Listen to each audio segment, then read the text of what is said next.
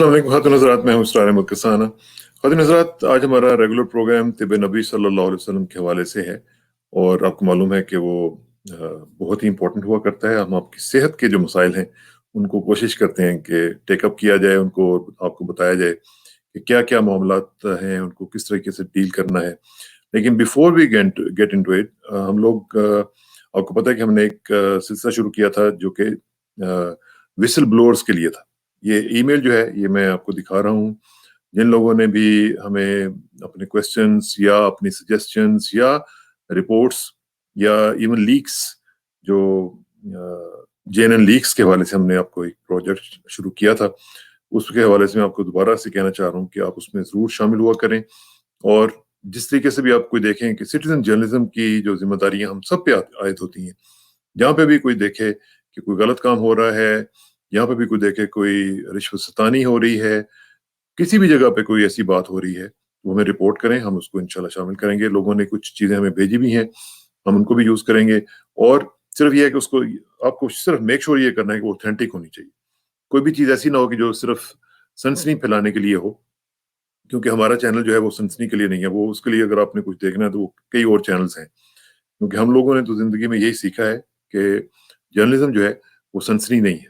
Journalism जो है वो हक की बात है, हक को आगे पहुंचाने की बात है, इब्लाग का काम है, और यही हम कर रहे हैं। और अल्लाह करे कि हम ये करते रहें, अल्लाह हमें तौफीक दे कि आपकी दुआओं से हम वो करते रहें। तो अब इस बारे में ये जो jnleaks@gmail.com है, इसको यूटिलाइज करें और इस पे अपनी कमेंट्स भी दिया करें। और बाय द वे, कमेंट्स में आपके प्रोग्राम्स के नीचे भी आते हैं। मैं कोशिश करता हूँ कि सारे कमेंट्स देखूं भी, उनको कोई हम लाइक भी करते हैं। कई दफ़ा कुछ गलती भी हो जाती, टाइम भी नहीं मिलता, लेकिन अक्सर औकात ये होता है कि मैं तमाम कमेंट्स को देख के उनसे हम सीखने की कोशिश करते हैं। तो कमेंट्स कोशिश किया करें कि जो जितने भी पॉजिटिव हो सकें उतने दें। पॉजिटिव मेरी तारीफ में नहीं, जो भी मतलब हमारे पाकिस्तान के मामलात के हवाले से, और जितने भी अच्छी सजेशंस हो सकती हैं वो आप दे सकते हैं। तो अब चलते हैं जनाब तिब नबी सल्लल्लाहु अलैहि वसल्लम के हवाले से बात करने के लिए। आज हमारा टॉपिक बड़ा जबरदस्त है, वो है तरबूज। खास तौर पे मेरे मुंह में पानी आ गया। और खास तौर पे अब ये देखें कि गर्मियों में आपको पता है कि ये जो तरबूज है, जिसको हम पंजाबी में अधवाना कहते हैं, तो ये जो है कितनी इसकी इम्पोर्टेंट है, ये इम्पोर्टेंस है, और कितना ये रेलेवेंट है आजकल के दिनों में, इसकी जरा आज बात करेंगे। और हमारे साथ ज्वाइन कर रहे हैं हमें डॉक्टर नाजिर हुसैन साहब। डॉक्टर साहब अस्सलाम वालेकुम जी, कैसे हैं आप? वालेकुम अस्सलाम व रहमतुल्लाह। आप खैरियत से बहुत हैं? बहुत शुक्रिया, बहुत बहुत शुक्रिया। और नाजरीन, हस्ब मामूल मेरी आपसे रिक्वेस्ट कि वैसे तो आपको डॉक्टर साहब को देखते ही समझ आया करें कि तबे नबी का है, तो दुरूद शरीफ आप पढ़ ही लिया करें बस। कि मुझे कहने की जरूरत ही नहीं पड़नी चाहिए। जैसे ही आप सुने कि तबे नबी सल्लल्लाहु अलैहि वसल्लम का प्रोग्राम है, तो दुरूद शरीफ जिक्र शुरू हो जाना चाहिए, क्योंकि मैं उसका जिक्र करता जा रहा हूँ, मेरे सब काम होते जा रहे हैं। ये डॉक्टर साहब, आज तरबूज की बात करनी है जी, ओवर टू यू। नहमदुहु व नुसल्ली अला रसूलिहिल करीम। मोहतरम नाज़रीन व सामीन, अस्सलाम वालेकुम व रहमतुल्लाह। तरबूज इस वक्त पाकिस्तान के घर घर में मौजूद है, और पाकिस्तानी नहीं, इंडिया, बांग्लादेश और बल्कि अफगानिस्तान तक ये मरगूब तरीन इस वक्त फ्रूट है, नंबर 1 फ्रूट है। और गर्मियों में इसका ठंडा खाने का बहुत मज़ा आता है। बल्कि यूँ समझिए कि इसने अपनी तासीर की वजह से ये जिस्म की सारी गर्मी को न्यूट्रल कर देता है। ये इसकी खूबसूरत तासीर है। इसके खाने वाले 2-3 घंटे तक शदीद प्यास की ज़द में नहीं आते। ये इसकी एक गर्मियों में एक तोहफ़ा है ये।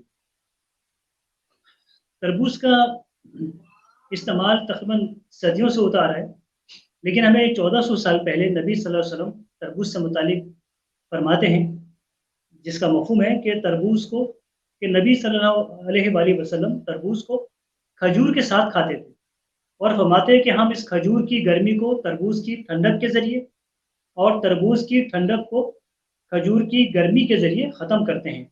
ये अबू दाऊद वग़ैरह में ये हदीस मुबारक है। सुभान अल्लाह। और इसमें ये ज़रूरी नहीं कि हम हर वक्त खजूर के साथ ही लाज़मी खानी है। यहाँ मुराद ये है कि ऐसे जिस्म भी होते हैं जो सर्दी बर्दाश्त नहीं कर सकते, यानी जिसको हम हाइपोथर्मिक कहते हैं मेडिकल में। हाइपोथर्मिक शख्स जब भी तरबूज ज़्यादा खा लेगा, यानी अगर वो 200-300 ग्राम तक पहुँचेगा, उसको जिस्म में ठंडक महसूस होगी, और वो उसको गशी भी तारी हो सकती है, अनकॉन्शियस हो सकता है वो शख्स। तो ऐसे लोग जो फिर भी वो खजूर वो खाना भी चाहता है, वो चाहता है कि मैं तरबूज को भरपूर एंजॉय करूँ गर्मियों में, तो वो ये काम करे जो नबी सल्लल्लाहु अलैहि वसल्लम ने बताया। चूँकि तरबूज ठंडा है, तो 1-2 खजूरें भी साथ रख ले। जब वो खजूरें खाएगा तो खजूरें उसकी सर्दी को न्यूट्रल कर देंगी। दरअसल ये हदीस मुबारका का मफ़हूम है। एक और तरीका है कि अगर कोई शख्स अंडरवेट है, उसका वज़न कम है और वो चाहता है कि उसका वज़न भी बढ़े, उसके उसके खून में यानी हीमोग्लोबिन में इज़ाफ़ा भी हो, आरबीसी भी उसके बैलेंस हो जाएँ, डब्ल्यूबीसी बैलेंस हो जाएँ, तो तरबूज़ को खजूर के साथ खाना ये तीनों चारों फ़वाइद फ़ौरी तौर से हासिल हो जाते हैं। अगर एक शख्स गर्मियों में 1 माह का ये कोर्स कर ले कि रोज़ाना तकरीबन 1.5 पाव तरबूज और 4-5 खजूरें रोज़ाना खाना शुरू कर दे। 1 माह के बाद इंशाल्लाह वो महसूस करेगा कि उसके तमाम मसाइल हल हो चुके हैं सेहत के। एक और हदीस मुबारका जिसका मफ़हूम ये है कमी बेशी अल्लाह ताला माफ़ फरमाए कि तरबूज को खाने से पहले खाना आप मैदे को और आंतों को इस तरह धो देता है जैसे तुम पानी से अपने चेहरे को धोते हो। तो ये तरबूज में चूँकि 99% पानी होता है, वाटर होता है और जब ये जिस्म में उतरता है तो ये मुँह से सफाई शुरू करता है, हलक से सफाई शुरू करता है। यानी कि एक तरह से जैसे हम पानी को बहाकर किसी जगह को साफ करते हैं, तरबूज एग्ज़ैक्टली वो काम करता है। और ये काम तरबूज के अलावा कोई भी फल नहीं करता क्योंकि इतना पानी इतनी मिकदार में किसी फल में मौजूद नहीं है। और ये इसका एक तरीका ये भी है कि जब आप सुबह नहार मुँह तो ना खाया जाए इसको, नाश्ते के 1 डेढ़ घंटे बाद इसको खाया जा सकता है। नाश्ते के फ़ौरन बाद खाना ये खतरे से खाली नहीं है। अक्सर लोगों ने बताया है कि किसी को फालिज हुआ, किसी को जो अ, एक वो ये होता है कि ये मेमोरी लॉस आर्ज़ी तौर पे होता है, मेमोरी लॉस होने का खतरा होता है और तरबूज के साथ पानी अगर मज़ीद पी लिया गया तो उसमें हैज़े के जो जरासीम हैं, वो एक्टिव हो जाते हैं। ये डॉक्टर साहब इसमें ज़रा डॉक्टर साहब ये ज़रा एक दफ़ा फिर ज़रा बता दें कि नुकसान की जो आपने बात की है कि नाश्ते के फ़ौरन बाद खाने से इसमें नुकसान होता है? नाश्ते के फ़ौरन बाद या दोपहर के या रात के खाने के फ़ौरन बाद खाना इंतहाई नुकसानदेह है और इसमें फालिज भी हो सकता है, इंसान पैरालाइज़ हो जाएगा। इसकी वजह ये है कि इसके ये जब नीचे उतरता है, तो हमारा जो आसाबी निज़ाम है, वो तरबूज़ ये प्रोफ़ेसर डी ड्यूस बताया करते थे अपने लेक्चर में कि वाटरमेलन का जो एंज़ाइम्स की कॉम्बिनेशन है, वो जब जिस्म में उतरती है, हमें सुकून क्यों मिलता है तरबूज़ खा के? इसका ताल्लुक हमारे आसाबी निज़ाम के साथ होता है। उसके उसके न्यूट्रिएंट्स का। जैसे वो जिस्म में उतरता है हमारा आसाबी निज़ाम उसको अ, अ, उससे जो एनर्जीज़ हैं वो हासिल करने की कोशिश में उसके साथ लिंक में आ जाता है। अगर ऐसे में हमने खाना खाया हुआ है तो वो आसाबी निज़ाम मिस इंटरप्रेट कर सकता है उस चीज़ को और दूसरे एंजाइम जो आपने खाए हुए हैं वो उनके साथ ऐसी सिग्नल जा सकते हैं जो सिग्नल किसी एक हिस्से को मफलूज कर सकते हैं। तो प्रोफेसर डी डियोस इटली के थे, वो बड़ी तफ़सील से मैंने उनके कई लेक्चर अटेंड किए, वो बहुत तफ़सील से इस बारे में बताया करते थे। और पानी ना पिया जाए बाद में। अब हमारे यहाँ भी ये बात है कि तरबूज़ के बाद पानी ना पिया जाए। तो हाँ। हमारे क्योंकि बुज़ुर्ग कहा करते थे, पुराने बुज़ुर्ग जो हमारे थे, बड़े जीनियस लोग थे। आज के ज़माने में हमने हँसना शुरू कर दिया। हमारे जो एमबीबीएस डॉक्टर जिन्होंने चंद किताबें पढ़ ली, वो बेचारे कहने लगे कि देखो कैसी अजीब-सी बात करते थे पहले लोग कि तरबूज़ का ताल्लुक क्या है हैज़े के साथ। तो आज लेकिन जब ये रिसर्च हुई तो पता चला कि अगर किसी जिस्म में हैज़े के जरासीम मौजूद हैं, तो तरबूज़ के बाद एक बड़ी मिक़दार में पानी पीने से वो जरासीम एक्टिव हो जाएँगे। अगर आपने पानी नहीं पिया तो तरबूज़ की न्यूट्रिशन उसको किल करेंगी, उसको वीक करेगी। तो वो बुज़ुर्गों की बात बिल्कुल सच साबित हो गई जिन्होंने बगैर किसी साइंसी आलात के इतनी बड़ी-बड़ी बातें हमें बताई।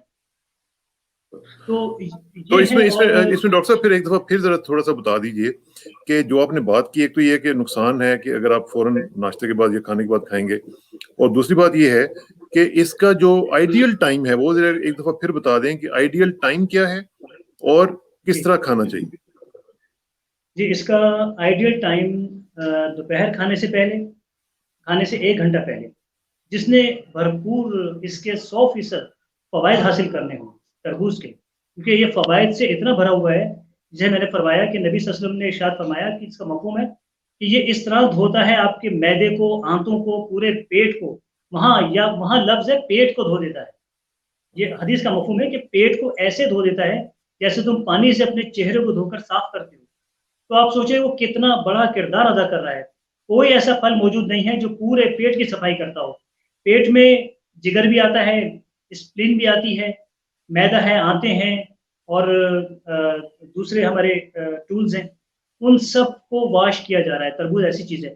تو اس میں اگر بھرپور سارے فائدے حاصل کرنے ہیں تو کھانے سے 1 گھنٹہ پہلے اس کو کھا کر ختم کر دیا جائے، اور مقدار میں اتنا کھایا جائے کہ جس سے آپ کو ڈکاریں یا اکائیاں، نوزیا نہ ہونے لگے. اکثر لوگ اتنا کھا جاتے ہیں کہ نوزیا ہونے لگتا ہے. یہ آپ کے لیے اچھا نہیں ہے، پھر اس سے فوائد کم ہوتے چلے جائیں گے. 300 اور گرام نہار منہ بھی کھایا جا سکتا ہے؟ صبح نہار منہ اس کو کھانا منع ہے. منع ہے، ٹھیک. یعنی کھانے کے بعد فوراً منع ہے، اور پھر نہار منہ بھی ٹھیک نہیں ہے. خالی پیٹ صبح نہار منہ سے واحد ہے، منع ہے. لیکن ٹھیک. دوپہر کھانے سے پہلے، رات کھانے سے پہلے میں اس اسے لیے بار کھایا بار جا سکتا ہے. کلیریفائی کر رہا ہوں کہ تاکہ لوگ جو ہیں وہ اس میں کنفیوز نہ ہوں اور ان کو پتہ چل جائے کہ اصل اس میں جو ہے انٹریکیسیز کیا کیا انوالوڈ ہیں. یس. اور اچھا، اس کے بیج بھی ماشاءاللہ کافی اس پہ بات کرتے ہیں. جی کوئی ہاں، کوشچن آپ؟ یہ اب اس کا ذرا تھوڑے سے فوائد کی بھی بات کر لیتے ہیں ڈاکٹر صاحب. اس میں ذرا تھوڑا سا، کیونکہ آپ نے بتایا کہ یہ اتنا زبردست ہے، اس کے فوائد پہ بھی ذرا گفتگو ہونی چاہیے. اچھا، اس میں لوگ یہ کہتے ہیں کہ تربوز کو کھانے سے ہمارے لنگس پر، سینے پر برے اثرات آتے ہیں، بلغم بنتا ہے، یہ سب. اب دیکھیں اس میں وٹامن B6 ہوتا ہے. وٹامن B6 بہت فوائد کا حامل ہے، لیکن یہ ہمارے لنگس کی بہت بڑی دوا ہے. ہمارے پھیپڑوں میں، کسی شخص کو پھیپڑوں کا کوئی مسئلہ ہو، ٹی بی ہو یا اس کو بلغم زیادہ آ رہا ہو، نزلہ زکام ہوا ہو، وہ وٹامن B6 استعمال کرنا شروع کر دے وٹامن B5 کے ساتھ ملا کر، اس کا سارا سینہ صاف ہو جاتا ہے. اس میں وٹامن B6 آلریڈی موجود ہوتا ہے، تو یہ ہمارے سینے کو بھی ساتھ ساتھ صاف کر رہا ہے. اسی طرح وٹامن C ہے، وہ بھی اثر انداز ہوتا ہے ہمارے لنگس پر. اور وٹامن A ہماری اسکن کو خوبصورت بناتا ہے. یہ وجہ ہے کہ جو لوگ روزانہ تربوز کھاتے ہیں، 8-10 دن کے بعد ان کی اسکن پر شائننگ آ جاتی ہے، کیونکہ اس میں اتنا وٹامن A موجود ہے کہ جو اسکن کی ساری ضروریات کو پوری کرتا ہے، ڈیلی جو ہماری نیڈ ہے. اس میں لائکوپین ہے اس میں. اچھا، لائکوپین دل کے لیے بہت اچھی چیز ہے، اور یہ ہماری ہڈیاں جو بنتی ہیں اس میں جہاں کیلشیم وغیرہ کا کردار ہوتا ہے، لائکوپین کا اس میں بہت بڑا کردار ہوتا ہے، اور یہ ہماری ہڈیوں کو مضبوط کر کے انہیں ٹیڑھا میڑھا ہونے سے بچاتا ہے. وہ جو ایک مرض ہوتا ہے نا جس میں لوگوں کی ہڈیاں ٹیڑھی ہو جاتی ہیں، جب تک وہ لائکوپین لیتے رہیں گے تو انشاءاللہ ان کی ہڈیوں کے اندر کوئی ایشو نہیں آئے گا. اگر ہم ایک بڑی مقدار یہ گرمیوں میں کھا لیتے ہیں 2-3 مہینے میں، پورے سال کے لیے کافی ہے، کیونکہ ہڈیوں میں لائکوپین اسٹور ہو جاتا ہے. اسی طرح اس میں پوٹیشیم بھی بہت زیادہ ہے، اینٹی آکسیڈنٹ ہے. اینٹی آکسیڈنٹس، ہاں جی، جی. اور اینٹی آکسیڈنٹس بھی ہیں، امینو ایسڈز بھی ہیں. یعنی اس میں کوئی چیز مجھے لگتا ہے کہ باقی بچی نہیں ہے، سب کچھ اس میں موجود ہے. ساری امپورٹنٹ چیزیں ماشاءاللہ اس میں موجود ہیں. اسی لیے نبی صلی اللہ علیہ وسلم نے جب یہ ارشاد فرمایا ہے کہ یہ مکمل واش کرتا ہے آپ کے پیٹ کو، تو سمجھو وہ کتنی اللہ تعالیٰ نے اس میں چیز پیدا کی ہوگی. اور اس کے بعد اپنے نبی کو سکھایا کہ میں نے تربوز میں یہ چیزیں فوائد رکھے ہیں، تم لوگوں کو یہ بات بتاؤ. تو اسی طرح پروسٹیٹ کینسر بہت عام ہے. یہ میں پوچھنے والا تھا کہ یہ کیسے ڈاکٹر صاحب، یہ پروسٹیٹ کینسر کچھ اور چیز ہے، اس میں تربوز کا رول یہ کیسے پروو ہو گیا؟ لائکوپین ایک ایسا ایلیمنٹ ہے ہمارے جسم میں جو 3 جگہ کے کینسر سے ہمیں بچاتا ہے. اس میں میجر جو اس کا رول ہے وہ پروسٹیٹ کینسر کے اندر ہے، کیونکہ پروسٹیٹ کینسر میں یہ جا کر کچھ عرصہ ٹھہرتا ہے. باقی حصوں میں یہ ٹھہرتا نہیں ہے، یہ اسٹور نہیں ہو پاتا کیونکہ یہ ہڈیوں کی طرف چلا جاتا ہے. تو پروسٹیٹ کینسر میں اس کی کچھ مقدار پہنچنے میں کامیاب ہو جاتی ہے. تو پروسٹیٹ کینسر کو یہ ختم کرتا ہے. اور ظاہر ہے کہ وہاں اور بھی چیزوں کی ضرورت ہے، یہ اکیلا کافی نہیں ہے. یا پھر اس کی بہت بڑی مقدار لی جائے، یا اس الکلائٹ کو نکال لیا جائے اس تربوز سے اور ایک بڑی مقدار کھلائی جائے. لیکن ایک اشارہ ہے کہ اس میں چونکہ لائکوپین پایا جاتا ہے، اگر اس کو بڑی مقدار میں کوئی تربوز کھا سکتا ہے، اس کو 2-3-4 مہینے میں بہت آرام آتا ہے، بہت سکون آتا ہے. اس کو جو دوائیاں وہ لے رہا ہے وہ زیادہ اثر انداز ہوتی ہیں، خاص طور سے پروسٹیٹ کینسر میں. تو ڈاکٹر صاحب یہ جو پروسٹیٹ کے مریض ہیں ان کو پھر یہ زیادہ کھانا چاہیے؟ بہت زیادہ کھانا چاہیے. یعنی اگر کینسر نہیں بھی ہے، اگر کینسر جی. نہیں بھی ہے پھر بھی جن کو پروسٹیٹ کی تکلیف ہے وہ یہ ان کو کھانا چاہیے؟ یہ بہت زیادہ کھانا چاہیے ان کو، اور ان کو اگر ان کا وزن زیادہ نہیں ہے تو انہیں کھجور کے ساتھ کھانا چاہیے اسے۔ پروسٹیٹ کا علاج ہے، تربوز کو کھجور کے ساتھ کھانا پروسٹیٹ کا دنیا کا بہترین جو علاج ہیں 10 علاج ان میں شامل ہے۔ تو اس لیے روزانہ دوپہر کھانے سے پہلے اور دوپہر کھانے کے لنچ کے تقریباً 4 گھنٹے بعد دوبارہ کھایا جا سکتا ہے کچھ مقدار میں، رات کے کھانے سے 1 گھنٹے پہلے سے کھایا جا سکتا ہے۔ یہ پروسٹیٹ واش کر دیتا ہے۔ وہ لوگ جو کہتے ہیں کہ 50 سال کے بعد پروسٹیٹ کے ایشوز لازمی آتے ہیں، مجھے ایسے لوگ ملے ہیں گاؤں دیہاتوں میں کہ انہیں 80 سال ہو گئے، وہ جانتے نہیں پروسٹیٹ کی تکلیف کیا ہے، کیونکہ گرمیوں میں جو تربوز ہے وہ اتنا زیادہ کھایا جاتا ہے کہ وہ مقدار پوری ہو جاتی ہے، اور لہٰذا اصل میں پروسٹیٹ کے مسائل آتے کیوں ہیں؟ 3-4 انزائمز ہیں جن کی کمی کی وجہ سے یہ مسائل پیدا ہوتے ہیں پروسٹیٹ کے، جن میں میجر رول لائکوپین کا ہوتا ہے، اور لائکوپین ہمیں تربوز سے پورے سال کے لیے حاصل ہو جاتا ہے، ہم اس سے بچے رہتے ہیں۔ لہٰذا جنہیں پروسٹیٹ کے مسائل ہیں وہ دوپہر بھی، شام میں بھی، رات کھانے سے پہلے بھی اس کی 300 گرام اس کو کھائیں انشاءاللہ، اور ہو سکے تو اس کے 4-5 بیج بھی ساتھ میں کھا لیا کریں۔ وہ جو بیج کیسے کھائیں؟ ان کو چبا کے کھائیں یا ان کو صرف نگل لیں؟ اچھا، بیج کا یہ ہے کہ بیج اس کے اوپر ایک کور ہوتا ہے، ہارڈ کور ہوتا ہے اس کے اوپر، اس خول کو توڑ لیا جائے، اس اندر سے بیج نکلتا ہے، لائٹ گرینش کلر اس کا ہوتا ہے۔ اس بیج کے اندر جو 8 قیمتی ترین منرلز ہیں وہ اس میں موجود ہیں، یعنی یہ ایک کیپسول آف منرلز ہے، امپورٹنٹ منرلز۔ لہٰذا اس کو بھی لازمی، تربوز کے بیج کبھی بھی نہ پھینکیں، یہ بہت بڑا ایک وہ ہے، لوگ جانتے نہیں ہیں، لیکن اسے استعمال کیا جائے اور اس کو جمع کر کے رکھ لیا جائے۔ اس کے کھانے کا وقت کیا ہے؟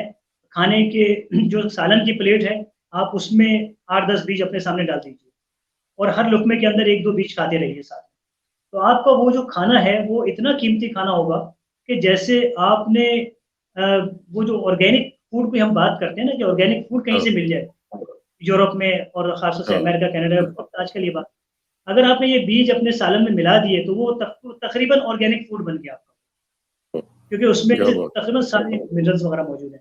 اور جسے بھولنے کی بیماری ہو وہ 8-10 بیج روزانہ کھا لیا کرے۔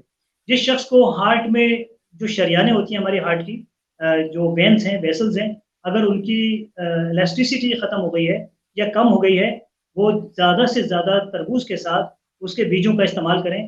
20-30 بیج صبح سے رات تک کھاتے رہیں۔ ہمارے ویسے بھی رواج ہے، بیج توڑ کے ساتھ رکھ لیتے ہیں لوگ، جیسے مونگ پھلی کھاتے ہیں سردیوں میں، تو گرمیوں میں یہ بیج کھانے کا رواج ہے۔ یہ جو بیج ہیں یہ تو پھر ہماری پوری قوم کو دینے چاہیے، کیونکہ ہمیں بھولنے کی عادت ہے، ہم بڑی جلدی لوگوں کے ریکارڈ بھول جاتے ہیں کہ کیا کیا کسی نے ہمارے ملک کے ساتھ کیا ہوا ہے، تو وہ بھول جاتے ہیں، پوری قوم کو دینے کی ضرورت ہے۔ اچھا، ایک اور چیز ڈاکٹر صاحب مجھے بتائیں، یہ جو اس میں ایک تو ریڈ پارٹ ہوتا ہے اس کا تربوز کا، دوسرا گرین پارٹ ہوتا ہے، اس میں سے ریڈ نکال کے یہ تربوز کا مطلب یہ ہے یا وہ گرین بھی اس کا حصہ ہے؟ ہاں، یہ آپ نے اچھا سوال کیا ہے۔ جہاں تک نرم حصہ ہے اس کا، وہ تو ہم خالی پیٹ استعمال کر لیں۔ اس کے علاوہ یورپ میں جیسے اٹلی میں ایک ڈش ہوتی ہے، وہ یہ ہلکا سا، جیسے ہم گاجروں کو اوپر سے چھیلتے ہیں، گاجر کا چھلکا نہیں کاٹتے ہم، ہلکا سا چھری کے ساتھ اس کو کھرچتے ہیں، اسی طرح سے یہی پروسیس کیا جاتا ہے تربوز کے ساتھ، اور اس کے بعد اس کے چھوٹے چھوٹے پیسز بنا کے اس کو گوشت کے ساتھ پکایا جاتا ہے اس کو، اور وہ کہتے ہیں کہ جو کچھ تربوز میں تھا اس سے زیادہ اس چھلکے کے اندر موجود ہے، لیکن چونکہ وہ سخت ہے، پیٹ میں درد کر سکتا ہے، لہٰذا لوگ اس کو پھینک دیتے ہیں۔ تو میں تو یہ کہوں گا، جیسے آپ نے ابھی مجھے یاد دلایا، مجھے یاد نہیں تھی یہ بات، کہ یورپ کی طرح آپ پورے پاکستان میں اس کو کھایا جائے، اس کا سالن بنا کے ایک بار ٹرائی کی جائے۔ یہ سبزی کی شکل اختیار کر لیتا ہے، اندر پھل ہے اور اوپر سبزی ہے، تو اسے روزانہ میرے خیال میں استعمال کیا جائے۔ کیا بات ہے، کیا بات ہے ڈاکٹر صاحب، بہت بہت شکریہ۔ اللہ کرے کہ یہ جو چیزیں آپ بتاتے ہیں اس کے اوپر ہم عمل بھی کر سکیں اور اپنی صحت کا خیال رکھ سکیں، قومی صحت کا بھی خیال رکھیں، ذاتی صحت کا بھی خیال رکھیں۔ اور ایک سوال آپ سے ہے میرا۔ جی پلیز۔ آپ نے ابھی JNN لیگز کے حوالے سے ایک سلسلہ شروع کیا ہے، جو کہ اس وقت ہمارے ملک کی بڑی ضروریات میں سے ایک ضرورت ہے کہ اہم مسائل کو سامنے لایا جائے، تو آپ تک ہم کیا ویڈیوز بھیجیں، پکچرز بھیجیں، آڈیوز بھیجیں، کیا کس فارم میں آپ کو یہ چیز؟ اس میں ڈاکٹر صاحب ہم نے یہ جو ایک آؤٹ کھولا ہے یہ بیسیکلی اس لیے کھولا ہے کہ لوگوں کو، اب فار ایگزامپل آپ ہیں، آپ کو کسی چیز کا پتہ چلا کہ بھئی یہ چیز جو ہے یہ میڈیکل پروفیشن میں غلط ہو رہی ہے، یا یہ چیز جو ہے یہ کوئی ڈاکٹر غلط کر رہا ہے، کوئی مریض غلط کر رہا ہے، کوئی دوائیاں ان کو غلط پہنچا رہا ہے، تو آپ ہمیں اس کے بارے میں انفارمیشن دیں گے. ویڈیوز کی شکل میں بھی ہو سکتی ہے، ڈاکومنٹس کی شکل میں بھی ہو سکتی ہے، کسی بھی شکل میں ہو سکتی ہے، لیکن ہونی اوتھینٹک چاہیے.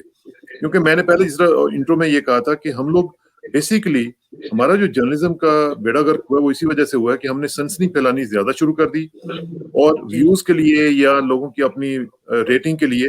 لیکن اصل جو کام تھا وہ جرنلزم کا یہ تھا کہ سچ کو پہچاننا، اس کو لوگوں تک پہنچانا. تو یہ بڑی امپورٹنٹ چیز ہے. آپ ویڈیوز کی شکل میں ہمیں بھجوا سکتے ہیں، آپ ہمیں ڈاکومنٹس کی شکل میں بھجوا سکتے ہیں، کیونکہ دیکھیں یہ ہمارا اس وقت جو صورتحال ہے، بہت امپورٹنٹ بات آپ نے چھیڑ دی ہے، میرے دل کے بہت قریب ہے یہ، کیونکہ ہو یہ رہا ہے کہ ہمارا جو جرنلزم ہے وہ اپنے اصل ٹارگٹ سے ہٹ گیا ہے. ہم لوگ اصل کام چھوڑ چکے ہوئے ہیں. ہمارا ملک جو ہے وہ اس چیز کی ڈیمانڈ کر رہا ہے، ہمارے لوگ ڈیمانڈ کر رہے ہیں کہ اصل ایشوز کی طرف آیا جائے. اب چونکہ وہ نہیں کر رہا ہے تو اس وقت ایک متبادل کی ضرورت ہے، اور وہ جو متبادل ہے وہ یہ سوشل میڈیا ہے. اس کے اوپر ہمیں ضرورت یہ ہے کہ ہم اس میں سنسنی کی بجائے رہی صحیح جو ایک ہوتا ہے نا اوتھینٹک جرنلزم، وہ ہم شروع کریں اور سٹیزن جرنلزم کو لے کے چلیں. اب دیکھیں نا یہاں پہ ویسٹ میں کیا ہوتا ہے، ویسٹ میں جو وسل بلورز کا کانسیپٹ ہے وہ یہی ہے کہ کوئی بھی شخص یہ دیکھ رہا ہے کہ اس کے ڈپارٹمنٹ میں کوئی غلط کام ہو رہا ہے تو وہ بتا دیتا ہے ان کو کہ جناب یہ دیکھیں میڈیا میں اس نے کوئی چیز پہنچا دی کہ جی یہ ہو رہا تھا غلط، تو وہ رک جاتی ہیں چیزیں. تو یہ کام اب ہمیں بھی کرنا پڑے گا، ہمیں اپنی تقدیر کے فیصلے اب خود کرنے پڑیں گے. ماشاءاللہ بہت اچھے. اور اگر پاکستانی ٹی وی چینلز کو دیکھیں جو نیوز ویوز وغیرہ کے حوالے سے جو تبصرے چلتے ہیں، ہر چینل پہ ایک نہ ایک تبصرہ نگار اور مختلف لوگ ہیں، ان کے ٹاپکس کو اگر آپ دیکھیں ایسا لگتا ہے ان ٹی وی چینلز پہ بیٹھے ہوئے اینکر کے پاس، ان لوگوں کے پاس ٹاپکس ختم ہو چکے ہیں، ان کو پتہ نہیں کس ٹاپک پہ بات کی جائے، یہی کہ کیا بات وہ واپس آ جائے گا، کیا وہ یہاں سے چلا جائے گا. مطلب وہ جس کا 99% عوام کا ناس یہ بجائے لوگ ٹی وی تعلق ہی سے یوٹیوب پر شفٹ ہو گئے. میں اپنے بالکل اکثر پیشنٹ پوچھتا ہوں کہ میرا کل ٹی وی پروگرام آیا تھا، آپ نے دیکھا؟ کہتے سر ٹی وی دیکھنا ہی بند کر دیا، کوئی ٹاپک ہی نہیں ہے وہاں. دیکھیں. اکثریت مجھے جواب دیتی ہے وہ کیا کیا کیا کیا اور دیکھنا چاہیے. یہ ڈاکٹر صاحب آپ دیکھیے گا، ابھی آپ دیکھیے گا 2-4 سال کے اندر یہ بالکل چینلز بند ہونے شروع ہو جائیں گے. ابھی بھی چونکہ یہ آرٹیفیشل لیول پہ ان کو آکسیجن پہ انہوں نے رکھا ہوا ہے، یہ بند ہونے شروع ہو جائیں گے کیونکہ ان کی کریڈیبلٹی ختم ہو رہی ہے. مجھے ان سے کوئی دشمنی نہیں ہے، میں تو خود ان میں رہا ہوں اور میرا تو کریئر سارا ان میں گزرا ہے. لیکن جب آپ ایک بیسک ٹارگٹ سے ہٹ جاتے ہیں نا تو پھر آپ لوگوں کی نظروں سے بھی نیچے سے ہٹ جاتے ہیں. تو یہ بڑا ایک نیچرل سی بات ہے، انشاءاللہ اس پہ ہم کرتے رہیں گے. جی آپ یہ دیکھیے کہ آپ کے پروگرامز کی جو طریقہ انداز آپ کا ہے، اب یوٹیوب پر بھی یہ ایشوز آ رہے ہیں کہ وہی لوگ جو ٹی وی چینلز پر سنسنی خیز باتیں کرنے کے عادی ہیں، یوٹیوب پر بھی وہ یہ کر رہے ہیں. تو اس میں یہ ہو رہا ہے کہ اب لوگ ان لوگوں کے پرائیویٹ چینل سے بھی شفٹ ہو رہے ہیں. آپ یہ دیکھیے آپ کی ماشاءاللہ 2 ماہ میں آپ کی ویورشپ کہاں پہنچی ہے. اس کی وجہ کیا ہے؟ آپ کے پروگرام جو ٹاپک لکھا ہے آپ نے اندر اسی سے متعلق ساری معلومات موجود ہے. میں نے ایک صاحب کے میں یوٹیوب چینل پر گیا، انہوں نے لکھا کہ دیکھیے ویڈیو کہ اس کی حقیقت کیا ہے ویکسین کی، اور وہ پاکستان کے مشہور و معروف نمبر 1 اینکر پرسن ہے. میں گیا ہوں، کوئی ویڈیو نہیں تھی اندر موجود، اور صرف انہوں نے ویڈیو کے متعلق 2-3 باتیں کی 2 منٹ تک اور ان کا پروگرام پورا ہو گیا. اس طرح سے وہ لوگ یوٹیوب پر بھی یہی معاملہ. آپ کے ہاں یہ ہوتا ہے کہ جو اوپر موجود ہے وہ اندر موجود ہے ماشاءاللہ.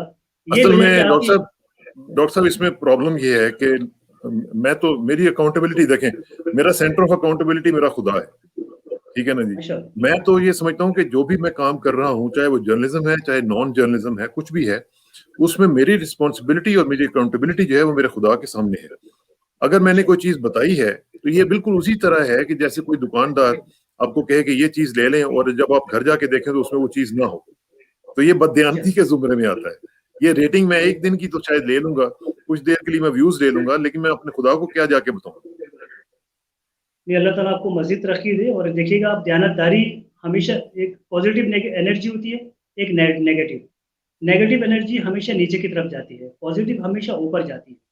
आप अल्हम्दुलिल्लाह मैंने देखा आपके साथ में, इसीलिए हर सूरत में वक्त निकालता हूँ, जहाँ आपकी एक कॉल आती है मैं हर काम छोड़ के, क्योंकि मुझे ही पता है अल्लाह ने आपको पॉजिटिव एनर्जी दी है और ये अल्लाह इंशाल्लाह करे, आप बुलंदी की तरफ जाएंगे, इंशाल्लाह मजीद अल्लाह तरक्की अल्लाह करेंगे। कबूल कर ले। देखें, मैं हमेशा अपने दोस्तों को कहता हूँ, ना हमारा कोई मसला है व्यूज का, ना हमारा मसला है कोई न्यूज का कि हमने न्यूज में रहना है। हमारा तो मसला सिर्फ ही जो है ना वो है कि अल्लाह राजी हो जाए बस, और वो अगर राजी हो गया तो सब रिव्यूज आ जाएंगे, सब कुछ बीच में आ जाएगा। आपके भी काम जो है, जो आप काम कर रहे हैं उसको अल्लाह ताला इंशाल्लाह, मेरा यकीन है कि आपके काम को भी अल्लाह ताला तकवीयत बख्शेगा और जो हमारी नीयत है उसका फल हमें दे देगा। तो यही बहुत है। ई सादत बतौर बाजू ने इस्ता न बख्शित खुदाए बख्शिंदा, ये उसी का काम।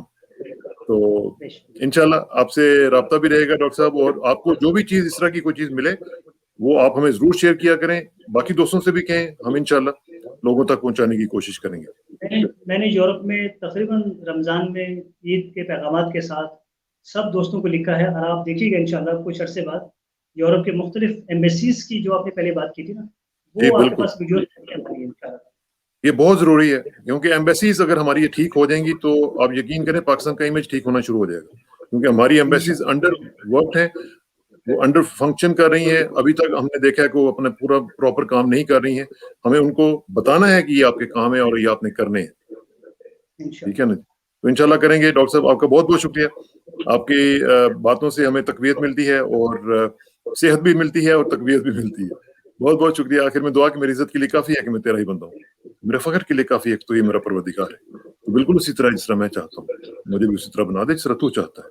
स्पुरदम बतोमाए खेशरा तू दानी हिसाब कम पेशा। मुझे किसानों को डॉक्टर नाजिर हुसैन साहब के साथ इजाजत दीजिए।